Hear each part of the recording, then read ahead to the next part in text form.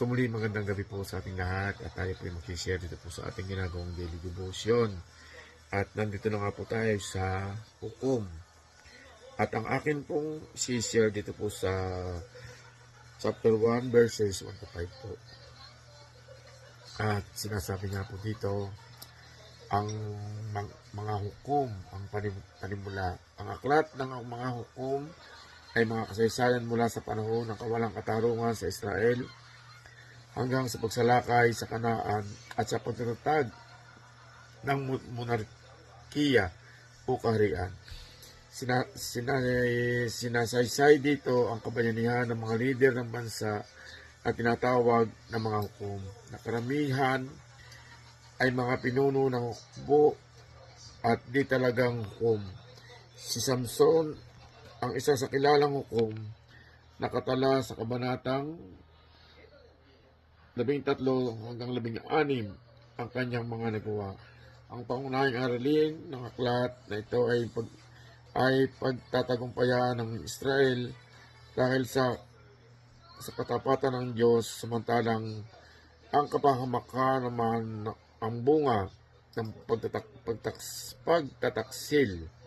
Sa tuwing ginagawa ng bawat isa ang lahat ng kanilang magustuhan, hinahayaan ni Yahweh na sila'y masakop at pahirapan ng mga dayuhan. Sa kabila ng kanilang pagtalikod, ang Diyos ay laging handang magligtas sa kanila kapag humingi sila ng tulong kay Yahweh. Ito po ay mga nilalaman ang pangyayari hanggang sa pagkamatay ni Josue, ang mga hukom ng Israel, iba't ibang pangyayari. At nandito na nga po tayo sa chapter 1 at ang aking pong isishare dito po sa verses 1 to 3. 1 to 5 po. Nabihag ng lipin ni na Juda at Simeon ang hari ng Bizek. Pagkamatay ni Josue, nagtanong kay Yahweh ang mga Israelita, sino sa amin ang unang sasalakay sa mga Kananeo? Ang lipin ni Juda ang mauuna? Masasakop ko sa kanila ang lupain, sagot ni Yahweh. Sinabi ng mga kabilang sa lipin ni Juda sa mga kabilang sa lipin ni Simeon, tulungan ninyo kami sa pagsakop sa lugar na nakakaalam para sa amin at pagkatapos ay tutulungan naman namin kayo sa pagsakop sa lupain para sa inyo. Tumulong nga ang lipin ni Simeon, tinulungan sila ni Yahweh na matalo ang mga Kananeo at mga Pereseo. Umabot sa 10,000 ang napatay nila sa Bizek. Doon nila nilabanan ang hari ng Bizek, mga Kananeo at mga Pereseo. Amen. Purihin po ang Panginoon sa pagkabasa ng banal na salita. God bless everyone. Bye-bye po. Magandang gabi po sa ating lahat at muli tayo po yung mag-share sa ating daily devotion dito po sa Hukom, Judge chapter 1, verse 6 to 10. Ngunit tumakas si Adoni Bisik at kanilang hinabol siya at hinuli siya at pinutol nila ang daliring hinlalaki ng kanyang kamay at paa. At sinabi ni Adoni Bisik, 70 hari ng mga may putol ng kanilang mga hinlalaki sa kamay at sa paa ay namulot ng kanilang pagkain sa ilalim ng aking dulang. Kung paano ang aking ginawa ay gayon ako'y pinaghigantihan ng Diyos. At dinala nila siya sa Jerusalem at siya'y namatay roon. At ang mga anak ni Juda ay lumaban sa Jerusalem at sinakop at sinugatan ng talim ng tabak at sinilaban ng apoy ang bayan. At pagkatapos ang mga anak ni Juda ay lumusong na lumaban sa mga Kananyo na tumahan sa mga lupaing maburol at sa timugan at sa mababang lupa. At ang Juda yumaon laban sa mga Kananyo na tumatahan sa Hebron.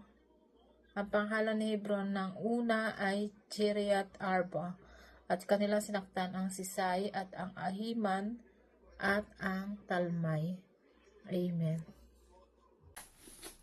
Magandang gabi po sa inyo lahat. Ang babasahin ko po ngayon, Hukom chapter 1 verse 11 to 15.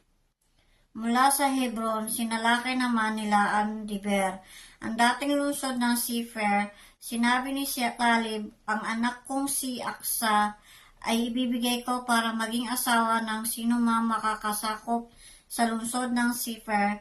Si Otniel na anak ni Kenas at ang pamangkin ni Caleb ang nakasakop sa lungsod, kaya siya ang napangasawa ni Aksa. Nang sila'y kakasal na, inutosan ni Otniel si Aksa na humingi ng bukirin sa kanyang amang si Caleb. Kaya nagpunta si Aksa kay Caleb. Pagdating doon, tinanong naman siya agad nito kung ano na ang kailangan niya. Bibigyan mo pa sana ako ng lugar na may tubig. Ang lupang ibinigay mo sa akin ay wala lang mapapakunan ng tubig, sabi ni Aksa. At ibinigay sa kanya ni Caleb ang mga balon sa gawing taas at ibaba. Amen. Hukom chapter 1, 16 to 20. At ang mga anak ni Sineyo na bayaw ni Moises ay umahon sa bayan ng mga puno ng palma na kasama ng mga anak ni Huda sa ilang ng Huda na nasa timuga ng Arad, at sila'y naparoon at nagsintahang kasama ng bayan. At ang Juda yumaong kasama ng Simeon na kaniyang kapatid, at kanilang sinaktan ang mga Kananeyo na nagsisitahan sa Sepat at lubos na pinuksa. At ang pangalan ng bayan ay tinawag na Horma. Sinakop rin naman ng Juda ang Gasa pati ng hangganang Niaon, at ang Askalon pati na ang hangganang Niaon, at ang Ekron pati ang hangganang Niaon. At ang Panginoon ay suma sa Huda at kaniya pinalaya sa mga tagalupaing maburol, sapagkat hindi niya mapalayas ang mga nananahan sa libis dahil sa sila'y may mga karumbakan. At kanila ibinigay ang Hebron kay Caleb gaya ng sinalita ni Moises, at kaniyang pinalayas doon ang 3 anak ni Anak. Amen. Magandang gabi po sa ating lahat. Ang aking ibabahagi ngayon ay makikita sa Hukom chapter 1 verses 21 to 25. Ito po ang sinasabi. At hindi pinalayas ng mga anak ni Benjamin ang mga Hebuseo na tumatahan sa Jerusalem, kundi ang mga Hebuseo ay nagsitahang kasama ang mga anak ni Benjamin sa Jerusalem hanggang sa araw na ito. At ang sangbahayan ni Jose, sila'y umahon din laban sa Bethel, at ang Panginoon ay sumasa kanila. At ang sambahayan ni Jose ay nagsugo upang tiktikan ang Bethel. Ang pangalan ng bayan ng una ay Luz. At nakita ang mga bakay sa isang lalaki na lumalabas sa bayan, at kanilang sinasabi kanya, ituro mo sa amin, isinasamo namin sa iyo ang pasukan sa bayan at kahabagan ka namin. At itinuro niya sa kanila ang pasukan sa bayan, at kanilang sinugatan ng talim ang tabak ng bayan, ngunit pinayaon ang lalaki at ang madlang sangbahayan niya. Yun lang po, maraming salamat. Purihin ang Panginoon. God bless. Magandang gabi po sa lahat. Ang babasahin ko po ngayon ay makikita sa Hukom 1 verse 26 to 30. Hedin went to the land of the Hittites, where he built a city and called it Luz, which is its name to this day. But Manasseh did not drive out the people of Beth-shan, or Taanak, or Dor, or Iblaim, or Megiddo and their surroundings. Settlement for the Canaanites were determined to live in that land. When Israel became strong, they praised the Canaanites into forced labor, but never drove them out completely. Nor did Ephraim drive out the Canaanites living in Gezer, but the Canaanites continue to live there among them.